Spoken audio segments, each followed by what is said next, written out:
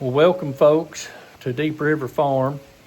We've got some information on this video about what has taken place since we made the video about the illegal mining in western North Carolina. That's going to be toward the end of the video, but we wanted to let everyone know that there is a desperate need for gift cards. And why is that? It's because there's a lot of small items that need to be purchased at different locations. You can order stuff from Amazon and it'll come right to you. And a lot of these folks have trouble with transportation. So if you can order a gift card and send it in to any of the relief centers, I know ARC is in desperate need of gift cards, as well as Swiatocho Ministries. And then of course Brother Bud, he hands out gift cards as he's going around and delivering the air conditionings and stuff, air conditioning units and fans. And the good thing, folks, is basically since the end of July, the temperatures have been rather cool. This has been a blessing to those that are in the sheds, the campers, and especially the tents. We had the big push, we had all that hot weather, and people were absolutely miserable that was in those situations. Well, we've had all this cold air come in, and we've had all this rain. Now, when you're in a tent and it's raining like this, you're in just complete misery, because those tents are not 100% waterproof. They can only take so much, folks. Most of these folks that are in tents have a tarp over the tent. But the problem is the ground under the tent begins to get saturated. That moisture soaks up through the bottom side of the tent eventually, even with the plastic, because the plastic sweats from the ground temperatures and things like that. And it's just a constant battle with moisture, especially in the mountains. You know how there's always a heavy dew in the mountains. There's always a lot of moisture, especially at the higher elevations. And that's what these folks are contending with. But we wanted to let you know that these gift cards are just an absolute blessing to these people. Because, a lot of them lost everything they had in their work sheds, in their outbuildings. All that got swept away. They need screws and nails, they need hammers, they need shovels and things like that. They're still shoveling out mud, folks, from people's basements, the root cellars, just all kinds of stuff. Mattocks, they're picking up rocks. They need wheelbarrows. They need all kinds of stuff, that you just take for granted that you've already got in your building. And, when you're trying to build it back out of your money, because these sorry, lazy, lousy insurance companies turned their back, and the government allowed them to turn their back on the people, keep all the money, turn and run while their CEOs makes $25-30 million a year, and then they'll leave and give them a golden parachute for doing such a great job on figuring out how to scam people. I'm getting my blood pressure getting ready to get up, and I'm getting ready to get boiling mad. But you folks, we appreciate all your support, especially all this support that's been coming through, the helping hands. Brother Ross has sent out more checks again this week, and to the families. We're going to be doing an update with family number 13.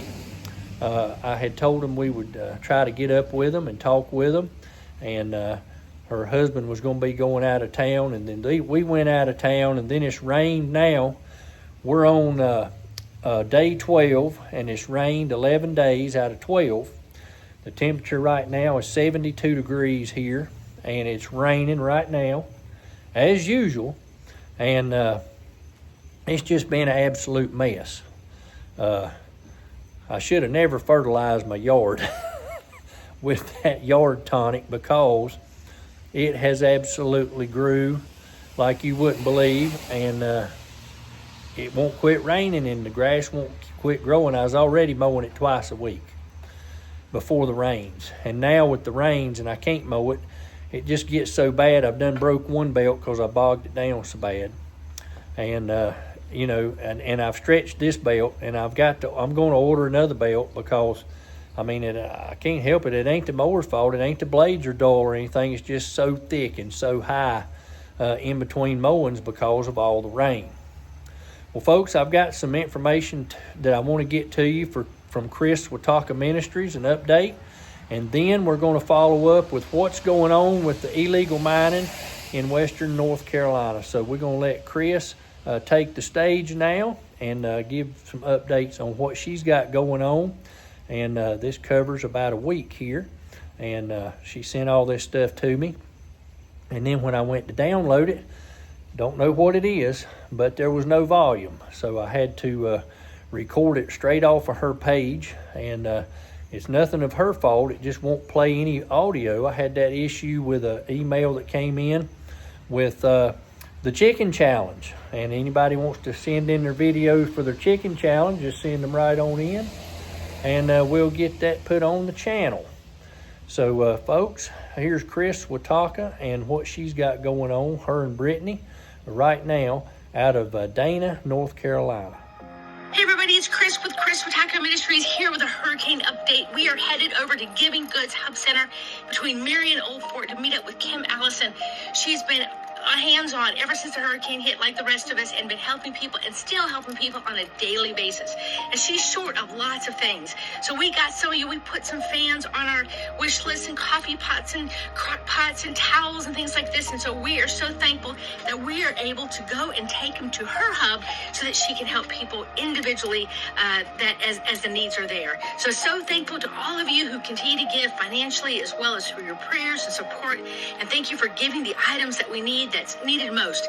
Sometimes we put things on the wish list that we don't need right away, and then sometimes we need things right away. So we thank you for giving finances that we can also go buy some of the things that are not listed on our hub, or not in our hub right now. So anyway, thanks everyone for your prayers. We're going to keep doing this till God tells us to stop. So folks, you're getting ready to hear Kris Swiatocho interview a lady who is running a relief center, and she helps stock the hubs. You're going to hear her account of what's going on, what she's seeing, and what she's still talking about is people with no heat, no running water, still in tents, campers, outbuildings, and no power. Listen closely as Kris talks with this lady on this upcoming video clip. With Kris Swiatocho Ministries, and I am with a new friend, Kim Allison with Giving Goods. Is it Ministries? It's just distribution center. But it is a ministry. Yes, absolutely. Yeah, so I met Kim through Bud, and everybody knows Bud and Brother Wayne, and of course my friend Brittany and Jenica. All of us are still continuing to help people.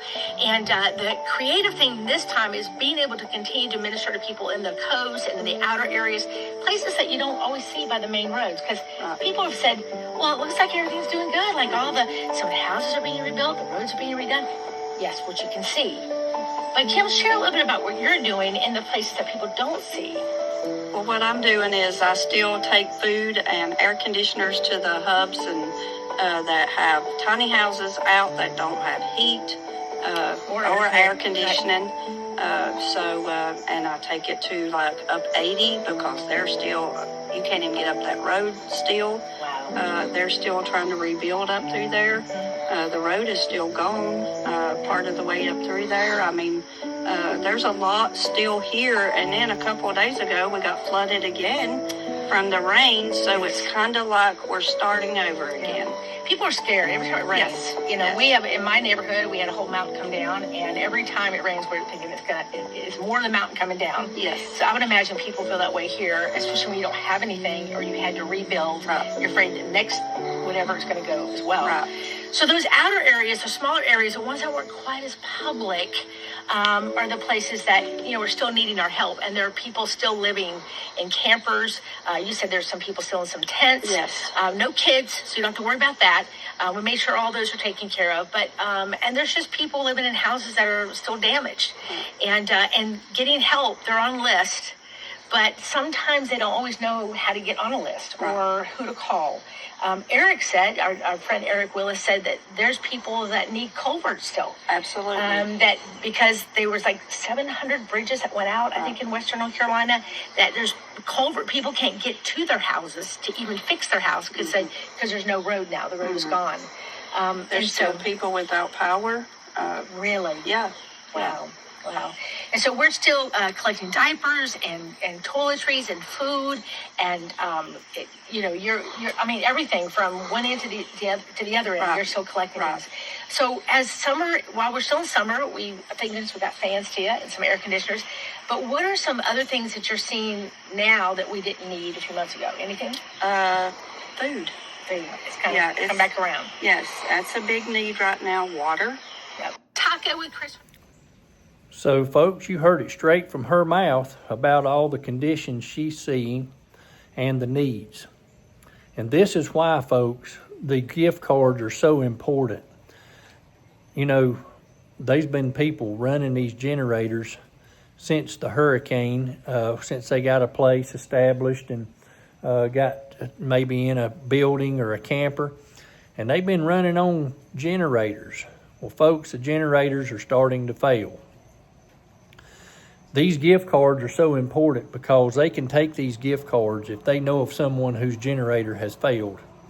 And maybe people have sent in a $25 or a $50 gift card. They can easily go to, Lowe's or Tractor Supply and purchase another generator. And most of the time, these people that are running these hubs and these relief centers, they know where they can get a discount on these generators and things, because these small locations know the struggles people are having, and they're gladly, sometimes selling them at cost just because they can do it. So these generators, folks, are very important for these folks, especially when they're running out because the machine's breaking.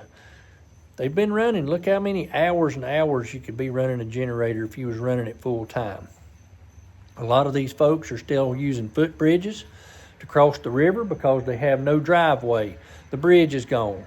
I've seen many a footbridge. I've seen many a little cable car system set up with a power strand. There's plenty of strand. They're cabling it to trees, putting a pulley on it, making a wooden basket to send propane tanks, to send gas cans, and things of that nature across the river because they can't wade the river. We heard of a struggle with an 80-year-old man who was trying to carry bags of groceries across the river, wading it because it was so rocky, and then having to climb the boulders on the other side, and did not know what he was going to do in the wintertime. So he was trying to stock everything he could to keep from having to cross that river during the winter. Sunday. Hope everyone is on their way to church. This morning I got up and I went to get ready to get my car to go to church. And then I realized I had left my keys in my mother's car yesterday. And she's at church and it runs off. And I have no way to get my keys. Thank God my car came with a second set of keys. And I was able to find them. Of course, the battery was dead and I had to replace the battery. But praise God, there was a second set of keys. So I'm on my way to church. The devil tried, but he ain't going to keep me from going to church. I hope he doesn't keep you from going to church today either. Happy Sunday. Hey, everybody, I'm Kris with Swiatocho Ministries, and I'm with my good buddy. Hey, guys.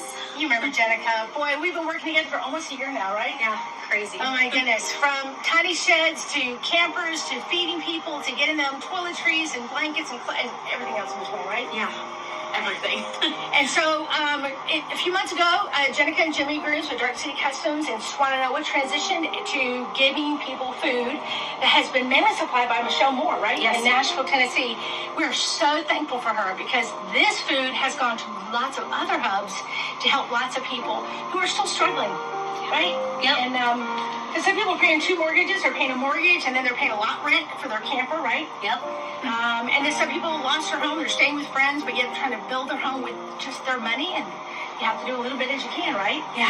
And we know that firsthand experience. So. Yep. So they lost their business, and it is taken all these months and they only got partial electricity, so they're still not able to even rebuild their business. And so, but even out of all that, Jenica and Jimmy have this incredible heart to help other people. And they love the Lord, and they know what the Lord has done for them, right? Yeah, that's big ways. Big ways. Yeah. And so we just thank you. I thank Jenica, my friend. And we just continue to do this until God tells us to stop. We're going to keep feeding, helping, purging, supporting. Yep. And so you can get up with Jenica at Dark City Customs and talk to her directly if you want to, or you can look below in the chat. The links will all be there. So God bless everybody. Thank you for watching. Guys. Welcome to Deep River Farm, folks. I appreciate you joining me today. The fight for the mountain continues. They celebrated a major victory. The court has issued a cease and desist order against Horizon 30 LLC's illegal mining operations. This is a direct result of the voices, the vigilance, and the unwavering support given to Western North Carolina. One battle down, but the broader war against shell corporations in Western North Carolina is far from over. Now, the judge orders halts to all mining activity immediately. Within 3 to 4 days, the paperwork will be filed with the North Carolina Department of Justice and Attorney General's office. And during this window, any mining activity is illegal. If you witness activity, document it safely, photo, video, and send it to the North Carolina Department of Environmental Quality as evidence. Once it's filed, the NCDOJ can issue warrants, seize equipment, and enforce a full stop. So what comes next in this fight? This win exposes a dangerous loophole in the counties without zoning protections. And this can happen again. The mountain counties of Avery, Mitchell, Yancey, and beyond remain vulnerable. The strongest defense is to overlay the zoning. You got to push forward in Mitchell County first and then build momentum across Western North Carolina to prevent future shale structured exploitation from happening again. The community pressure plus the legal infrastructure equals lasting protection.